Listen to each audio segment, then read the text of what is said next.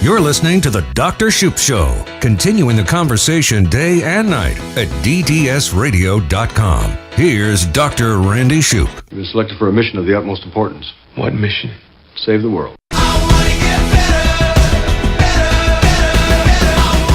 We're going to talk about your exposure to ionizing radiation. Doesn't that sound fancy and scary? It's not. Talking about things that have a degree of X-rayness to them. And it could be something as simple as sunshine. Last weekend, in wanting something to do that's a little bit more exciting, my wife and I ride motorcycles. We like to ride motorcycles, and we have a couple of motorcycles that are not street legal. We take them to local tracks around here. There's one out west of Indianapolis. There's several in Illinois, up in Michigan, Ohio, down into Kentucky that are great. You can take your motorcycle there in a safe environment, and you can go as fast as you want to go, and you're not going to get a ticket or anything like that. It's really, really a safe and controlled environment. It's a lot of fun. So we went up to Northern Illinois because the normal place I wanted to go was all booked up. I couldn't go. And the place in Northern Illinois was offering a racer's clinic. And so I didn't tell my wife it was a racer's clinic. I just kind of said, let's go run our motorcycles up in Northern Illinois. And she was none the wiser. And then when we got there, they said it was a racer's clinic. But it was a great day of training, being on the track, listening to experts, improving technique and getting better. And lo and behold, by about 2/3 of the way through the afternoon, I looked at my wife and she looked at me and I said, we might just pass this thing and actually get a racer's license and certification. And lo and behold, by the middle of the afternoon, by the time the day was done, they had a race at the end of the day we all participated in. I now am a card-carrying, dues-paying, holding member of the Racing Society and the Racing Fraternity of Motorcyclists. And so there you go. This is another thing I need to do to put my life in danger, is go screaming around a racetrack on a motorcycle and then endeavor to turn a corner when you hang off the side of it and drag your knee in the concrete as you go. That's what I do. That's what I like to do. They call me Dr. Danger. Yes, that's what they do, ladies and gentlemen. I'm Dr. Danger, and here I am. So what we're going to talk about is many of you think that danger occurs when you take X-rays or have X-rays taken of your body. Yeah, when we were doing our motorcycle training out there in the bright sunshine all day long, we received massive amounts of ionizing radiation from the sun.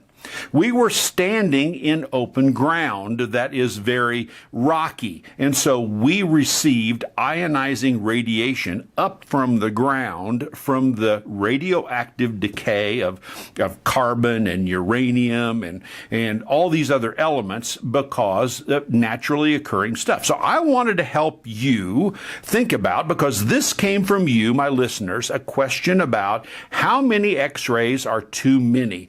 Are X-rays safe? Am I getting too much X-ray radiation when I get an X-ray? My dentist takes X-rays all the time. I don't want to have X-rays taken on my teeth ever again. It should be enough. So we're going to talk about that whole arena of things in terms of X-ray exposure. I'm going to make you feel better about things, and I'm going to make you feel not so great about a couple of things right here on the Dr. Randy Shoup Show. And I am your host, Dr. Randy Shoup. I appreciate you being here. Thank you very much. Now, there are a number of different ways of measuring radiation. There's REMS, millirems, there's Röntgens, there's all kinds of different stuff. So how the names are associated with how they're measuring the radiation really isn't important. It's the relative scale of things that I'm going to tell you about. And here's the thing. Do you know, are you aware, we could make this a true and false question. True or false?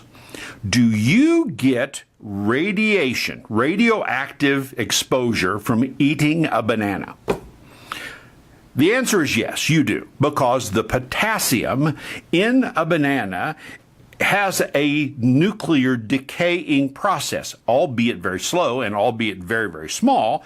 it indeed occurs. Let me give you a relative scale, okay? And you can follow along. Go to the website on your must-read tab, and I'm going to have a copy of this chart in there. You can look at it, and I want you to just understand the relative scale. I'm going to start with the least exposure. This is the smallest, itsy-bitsy, teeny-weeny, little tiny exposure you could possibly get in terms of ionizing radiation. Number one, sleeping next to someone. Our bodies give off ionizing radiation. You get radioactive exposure simply by sleeping next to someone. Living within 50 miles of a nuclear power plant for a year is only one notch above sleeping with somebody. You ready for this? Eating a banana gives you more radiation than living within 50 miles of a nuclear power plant for 1 year. An airport security scan is slightly more radiation than eating a banana, but it's less radiation than getting a CAT scan. A dental exam is the next one in our line. It's a little bit more than a CAT scan, but it is less than the X-ray you get from walking around in the environment for 1 day. So if you walk around the world, just walk on the face of the planet, like I did on Saturday out there at the racetrack for 1 day, that's more radiation than you get with a dental X-ray. If you fly from New York to LA, you get more radiation than any of the other things I've mentioned so far. A CAT scan, a dental X-ray. If you live, you ready for this? Many of you are going to now move. I can tell you are. If you live in a stone, brick, concrete, or masonry building for 1 year, you have more X-ray exposure coming off of the walls and the floors of your house than you do from flying from LA to New York in a jet. Can you imagine that? This is the best. I love this. You're listening to the Dr. Randy Shoup Show. I am your host, Dr. Randy Shoup, and I'm trying to help you understand that there are vast variations in the amount of X-ray exposure that you get. The next most exposure that you get is if you have a chest X-ray, okay? And slightly more radiation than a chest X-ray is the amount of radiation you get when you receive by virtue of the food you eat for an entire year. So the food you consume for an entire year gives you more ionizing radiation than a single chest X-ray. Okay? It's cool. You go 2 more notches up, mammograms. Fairly decent amount of X-ray in a mammogram. They have to go through, it's a fairly wide range. They want really high resolution. Above that is a CAT scan. And above that, you ready? Smoking 1.5 packs of cigarettes a day for just a year. If you smoke 1.5 packs of cigarettes a day for 1 year, it gives you more ionizing radiation than a CAT scan or a mammogram or spending 1 hour on the ground at Chernobyl. You get more X-ray radiation from smoking a pack and a half of cigarettes for a year than you do standing at ground zero at Chernobyl. Okay? So that's what I want to talk about. Now, X-rays, dental X-rays. Here are the hard and fast rules you need to understand about dental X-rays in relationship to all of this. You're listening to the Dr. Randy Shoup Show. I am your host, Dr. Randy Shoup. We're talking about X-ray exposure, and you get significantly more X-ray exposure in sitting in front of your computer screen, watching color television, laying out in the sun and sun tanning. I know you're not supposed to, but we all do. You get significantly more X-ray radiation from those activities than you do from a dental X-ray. But here are the rules. Number one, your insurance company will probably pay for X-rays for you almost every 6 months. You absolutely, positively, you heard it here first. Uncle Randy has told you, you do not need x-rays of your teeth every 6 months, or even probably every year. That is a function of the dental office making money because the insurance companies are willing to pay, but it is not in your best interest. You don't need them. If you have a lot of active cavities going on, if you have a lot of active periodontal disease going on, you probably want to think about at least a survey x-ray to see how things are going on an annual basis. But if you have been healthy, if you don't have gum disease, and if you don't have cavities, you absolutely positively do not need x-rays every year when you go into the office, or certainly every 6 months. Nothing is automatic. We had Gail Williamson on the program, who teaches at the dental school. She told us all about this a couple of years ago.